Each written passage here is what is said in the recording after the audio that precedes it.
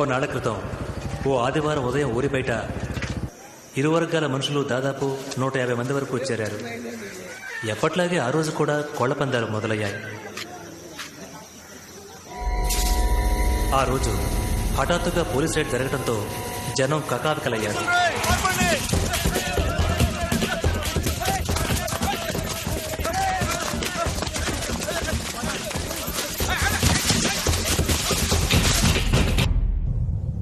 ఆ రోజు పందెం జరిగింది రంగస్వామికి సంబంధించిన స్థలంలో. Rangaswamy police inspector. తరతరాలుగా వాళ్ల వంశం కోళ్ల పందాలకు ప్రసిద్ధి. Land marks. అతనికి కోళ్ల పందాల తర్వాత ఏదైనా వాటిలో గెలవటానికి ఏమైనా చేస్తాడు.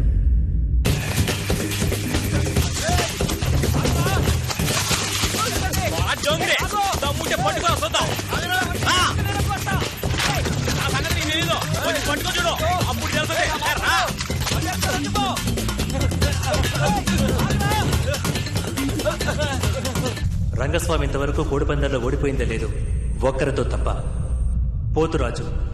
పోతురాజుకు రంగస్వామిలాగా ఆస్తులు అంతస్తులు ఏమీ లేవు. కానీ 30 ఏళ్లుగా వాడిద్దరి మధ్య జరుగుతున్న కోడిపందాల్లో రంగస్వామి ఒక్కసారి కూడా గెలవలేదు.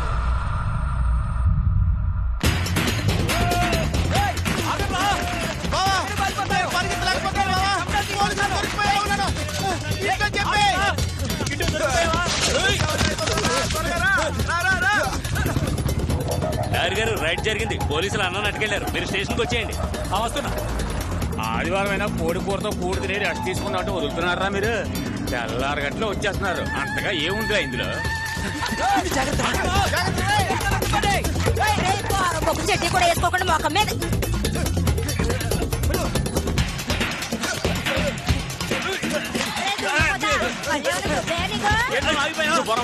ఇప్పుడు ఏం జరుగుతుంది చూడు.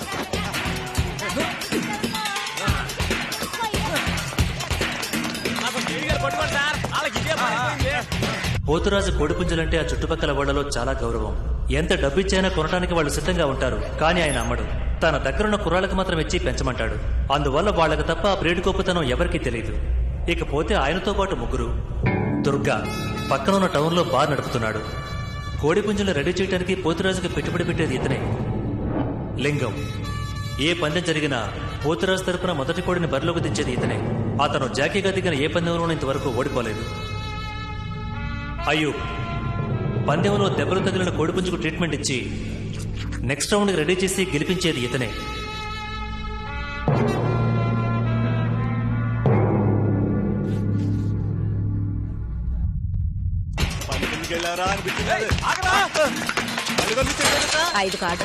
ఇన్ని కార్డుల సామాన్లు ఒక్కదాన్ని తీసుకెళ్ళగలవా? కనీసం కొడుకుని తీసుకురావచ్చు కదా. ఎక్కడన్నా ఆ నెతికి పట్టుకునే కంటే నేనే తీసుకెళ్ళడం లేదు. చూడు, నీ కొడుకుని పట్టుకోవడానికి పోలీసులు పరిగెడుతున్నారు.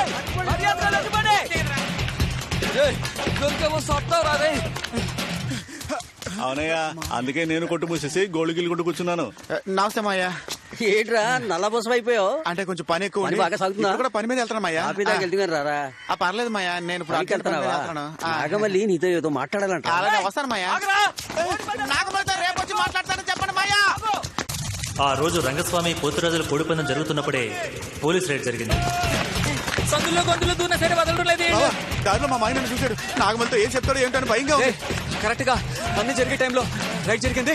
పందికోళ్ళు సేఫ్ గా ఉన్నాయి లేదని భయపడి చేస్తుంటే నీకు నీ మావ కూతురు కూడా ముఖ్యమైపోయిందా? కూడా ఏదైనా పిల్లల్ని లవ్ చేసి అప్పుడు తెలుస్తుంది నా బాధ ఏంటో. బావా, మనం కోడి పందాలే కదా ఆడాం, ఏదో హత్యలు చేసినట్టు ఇలా తరం పోతున్నారేంట్రా? ప్లాన్ చేసి చేశాడు రా. ఈ వదిలి పెట్టలేరు, నీటిలో దూకాయి.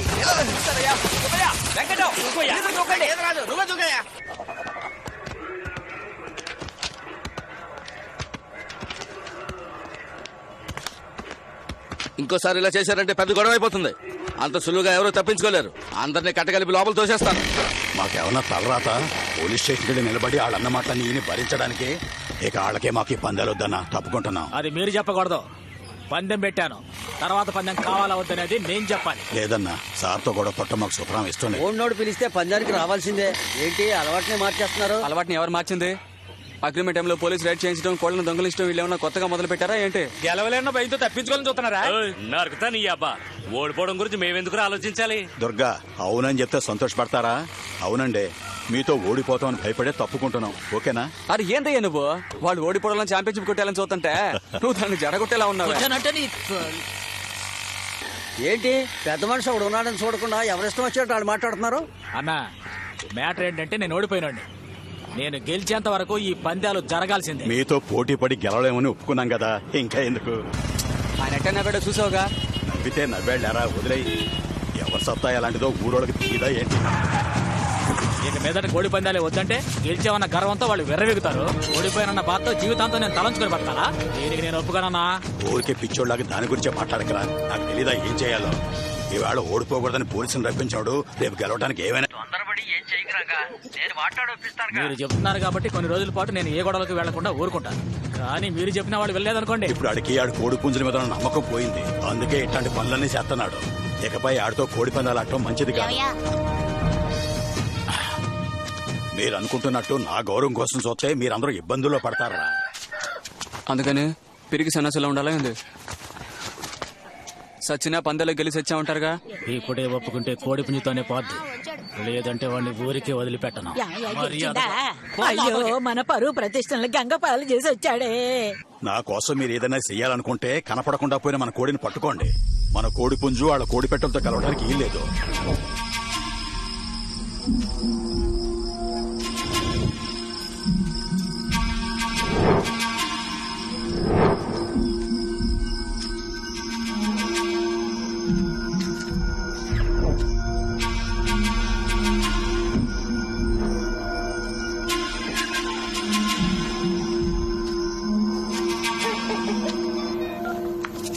చెప్పు. పెట్టే అన్నా, క్వార్టర్స్ లోనే వీరభద్ర ఇంట్లో లేదంట, రంగస్వామి ఇంట్లో చూడడానికి వెళ్ళారు. కోడి పుంజేగా పోయింది. ఎవరితో పుట్టి మునిగినట్టు అట్ట కూర్చున్నారు. బయలుదేరండి. ఏంటి పిన్ని అట్ట అంటావు? 13 పందాల్లో గెలిచిన కూడది ఊరికే ఎలా వదిలేమంటావు?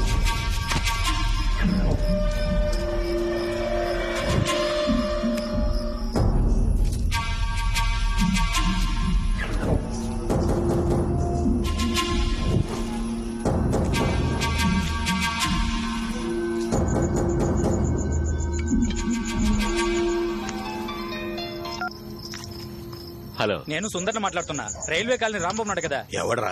ఆ మధ్య కడియం దగ్గర కౌన్సిలర్ వేసాడు కదయ్యా, ఆడ తమ్ముడు. వాడి ఇంటి పక్కన కొత్తగా కోళ్ళ గూళ్ళు కట్టారంట. మన కోడి పుంజు అక్కడే ఉంటది అనుకుంటున్నాను. మరి లింగం, మన పుంజాలు పెట్టుతా ఉంటే ఆ పెట్టను అక్కడే కోసి పడాయి. రే ఉండరా, నువ్వు అక్కడ వెళ్ళొద్దు. ఏం బాబా, పొద్దున్నే వెళ్తే కరెక్ట్ గా ఉండదు? ఉండదు. అంటే నువ్వు భయపడతావని అన్నాను రా.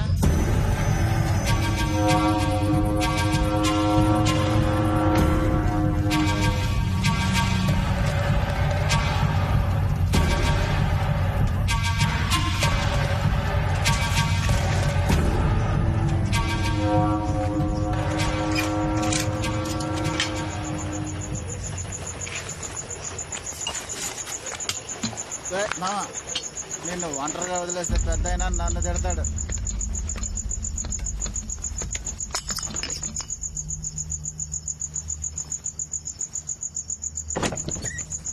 బామర్దే పుంజుని పెట్టని కలిపించారా?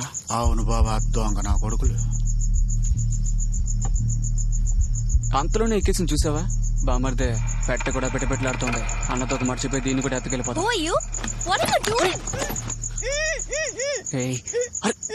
అరిచావంటే పీక కోసేస్తా.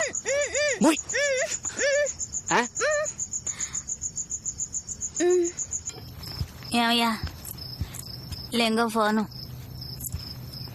చెప్పరా? అయ్యా కోడి పెట్ట కూడా ఉంది, దీన్ని ఎత్తుకొచ్చానా? ఆళ్ళు చేసిన తప్పే నువ్వు చేస్తానంటే ఏంటా? కోలాడుతుందయ్యా. నిన్ను కాదయ్యా, తీసుకొస్తానన్నా, మనకు ఉపయోగపడుద్ది.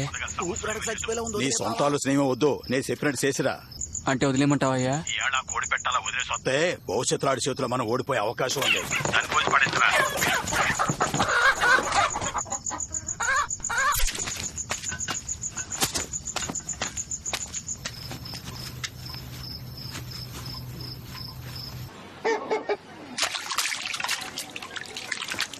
ఆమె మొహం సరిగ్గా చూడలేదు కానీ కళ్ళు మాత్రం గోధుమ రంగులో. భయంతో కళ్ళు తేలేసి నాకు అయితే వదల బుద్ధి కాలేదు. ఏ రోజు అర్ధరాత్రి దాటితే గాని ఇంటికి రావా నువ్వు? నిన్న అసలు ఏదొకటి. ఎంత మంచి స్మెల్! ట్రంకుల్లో నుంచి స్మెల్, మెడ నుంచి స్మెల్, తల నుంచి స్మెల్, టోటల్ గా గుమ్మ గుమ్మలాడిందిరా. తనున్న ఏరియా అదో లాంటిదైనా తను మాత్రం గొప్పంటి పిల్లల ఏందా ఏటా నీలో నువ్వే మాట్లాడుకుని పిచ్చోడు అయ్యేలా ఉన్నా.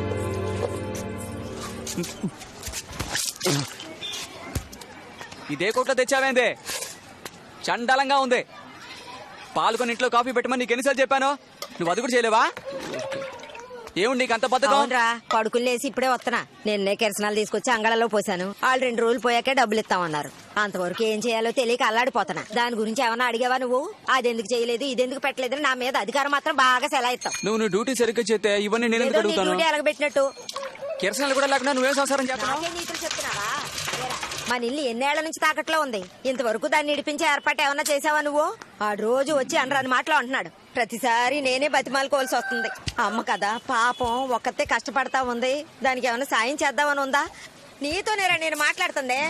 సరేమ్మా ముందు నీ రేడియో కట్టే. ఆయన ఇంట్లోనే పడి సత్తరావే. ఆయన వల్ల 10 పైసలు ప్రయోజనం ఉందా మనకి? ఇట్టా చూడు, ఇక మాట్లాపో. అయ్యగాన్ని డ్యామేజ్ చేయొద్దు. నీ అలవాట్లు కొంచెం మార్చుకో. పనికి రానేదవా. ఇంటికి రాగానే కోళ్ళు ఉండు వీటిని ఏదో రోజు కోసి కూర వండుతా. ఇట్టా చూడు, కోడి మీద చెయ్యి వేసావే అనుకో, కన్న తల్లివని కూడా సోన్ను.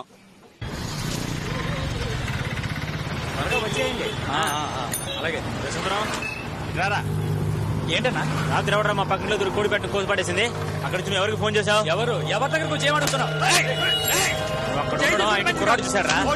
చెప్తావా నేను?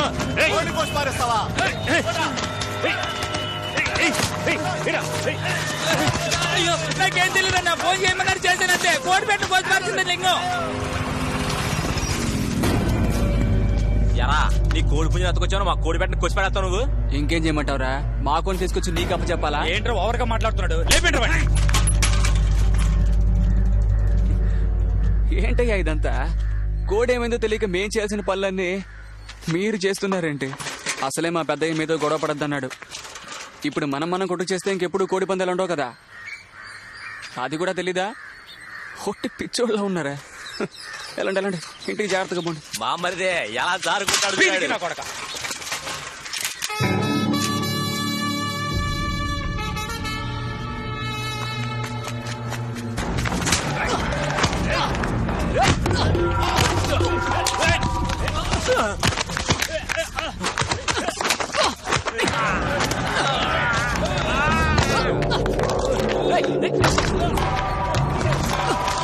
Hey!